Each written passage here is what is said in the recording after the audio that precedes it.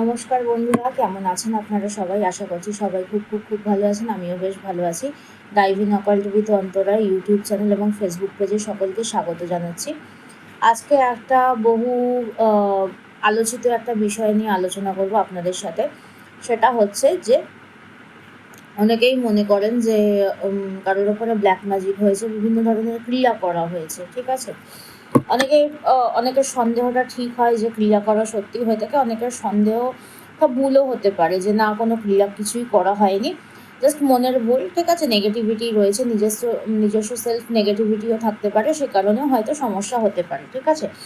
তো যখনই এই ধরনের সমস্যায় যখন ভুগবেন, মনে হবে যে কেউ কোনো ধরনের ক্রিয়া করেছে কিনা আপনার ওপরে, ইনিশিয়াল স্টেজে বোঝা কিন্তু যায় না, ঠিক আছে? যখন বিছানায় পড়ে যাবেন সেটা কিন্তু লাস্ট স্টেজ।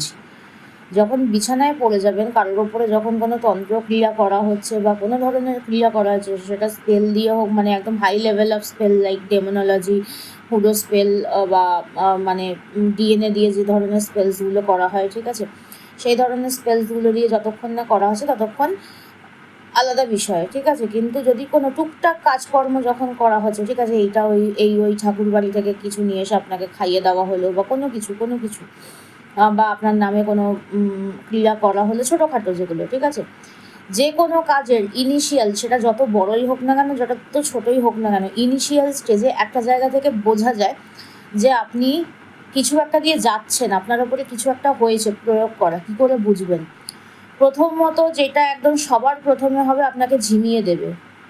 কী হবে? আপনার সবসময় মনে হয় একটা ড্রাউজিনেসের মধ্যে আপনি যাচ্ছেন, ড্রাউজিনেস আপনার মধ্যে কাজ করছে সারাদিন, মানে ল্যাথার্জেটিক যেরকম লাগে, ল্যাদখোর মনে হবে নিজেকে, কোনো এনার্জি পাবেন না, কোনো কাজ করতে ইচ্ছা করবে না, সর্বক্ষণ শুধু ঘুম পাবে, শুধু ঘুমাবেন, এরকম একটা প্রবণতা কিন্তু আপনার মধ্যে কিন্তু চলে আসবে, যে এই মানুষটা প্রচণ্ড অ্যাক্টিভ, ঠিক আছে?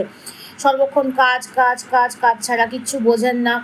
এছাড়া প্রচণ্ড কাজের মধ্যে নিজেকে নিয়োজিত করতে পছন্দ করেন, পড়াশোনা করেন, এটা ওটা করেন, বিভিন্ন ভাবে নিজেকে অ্যাক্টিভ রাখেন। সেই মানুষটা যখনই ঝিমিয়ে পড়বে, ঠিক আছে, সারাদিন সর্বক্ষণ মনে হবে ঘুমাই, কোনো রকমের তার কোনো প্রেশার বা সুগারের প্রবলেম নেই, এছাড়াও শরীরে সেরকম কোনো প্রবলেম নেই, তখন বুঝে নিতে হবে যে না, কোনো প্রবলেম কিন্তু হয়েছে, কোনো কিছু কিন্তু করা হয়েছে তার উপরে। সো ফার্স্ট স্টেজ হচ্ছে এটা। তারপরে আস্তে আস্তে বিভিন্ন ধরনের আরও বিভিন্ন সিমটমস আসতে থাকবে, লাইক প্রচণ্ড পরিমাণে হেয়ার ফল হতে পারে যখন আপনার ওপরে কোনো কাজ যখন করা হবে, আনওয়ান্টেড হেয়ার ফল ফেস করতে পারবেন, ঠিক আছে? এছাড়াও আর কি হতে পারে? স্কিন ডিজিজ হতে পারে, গায়ে বিভিন্ন ধরনের র্যাশেস হতে পারে, ঠিক আছে? বিভিন্ন ধরনের মানে ব্রণ, ফুসকুড়ি, তারপরে মানে এমনভাবে যেমন জায়গায় ফুসকুড়ি উঠে যাবে যেগুলোতে আপনি চুলকাতে বাধ্য হবেন এবং গায়ে জ্বালা পোড়া ধরিয়ে দেবে, আপনি চুলকাতে গা হাত পা ছিলে ফেলবেন, এরকম ধরনের সিমটমস কিন্তু ফার্স্ট স্টেজে কিন্তু দেখতে পাবেন, ঠিক আছে? তারপরে আস্তে আস্তে যত দিন যাবে তত আপনার শরীরের ওপরে এফেক্ট ফেলতে পারবে এবং ভেতরে আপনাকে ঝাঁঝরা করে দেবে।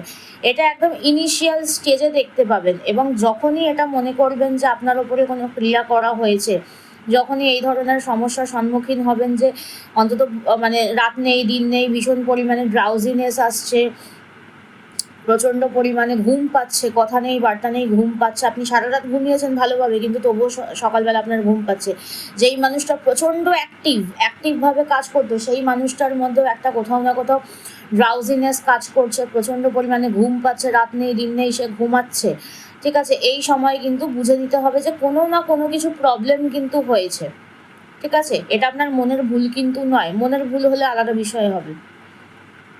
তো এই স্টেজে কি করতে পারেন, একটা ছোট্ট রেমেডি বলে দিচ্ছি। যদি একদম মিনিমাল স্টেজে যদি ধরতে যদি পারেন, যদি একদম লো লেভেলের কোনো কাজকর্ম যদি হয়ে থাকে, ঠিক আছে, সেক্ষেত্রে কি করা যেতে পারে? সেক্ষেত্রে সন্দক লবণ দোকানে কিনতে পাওয়া যায়, সন্দক লবণে বাথ সল্ট নেবেন, ঠিক আছে? অন্তত পক্ষে এভরি স্যাটারডে অ্যান্ড টিউসডে করে বাথ সল্ট, মানে স্নানের জলের মধ্যে কিছুটা পরিমাণে সন্দক লবণ মিলিয়ে স্নান করুন।